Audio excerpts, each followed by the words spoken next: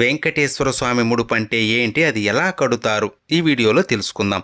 పిలిస్తే పలికే కలియుగ దైవం, కోట్లాది భక్తులకు ఇలవేల్పు, ఆపద మృక్కులవాడు, అనాథ రక్షకుడు, కొలిచిన వారికి కొంగు బంగారమైన ఆ శ్రీనివాసుడే కష్టాన్ని కడతేర్చే దైవం అని భావించి స్వామివారికి తమ కోరికలు చెప్పుకొని ముడుపు కడతారు. స్వామివారికి ముడుపు శనివారం ఉదయం దీపారాధన చేసి ముందుగా వినాయకుడికి మీ కోరిక చెప్పి స్వామికి ముడుపు కడుతున్నాను, సంకల్పం నెరవేరాలి అని కోరుకొని ఒక తెల్లని బట్టకి పసుపు తడిపి ఆరబెట్టి బట్టకి 4 వైపులా కుంకుమ పెట్టి అందులో 11 రూపాయలు లేదా స్థాయిని బట్టి కొంత డబ్బును స్వామిని స్మరించుకుంటూ పెట్టి మీరు ఎందుకు ముడుపు కడుతున్నారో మనస్ఫూర్తిగా భక్తిగా స్వామికి చెప్పుకొని డబ్బు పెట్టిన పసుపు బట్టకి 3 ముడులు వేసి స్వామి ఫోటో లేదా ప్రతి ముందు పెట్టాలి.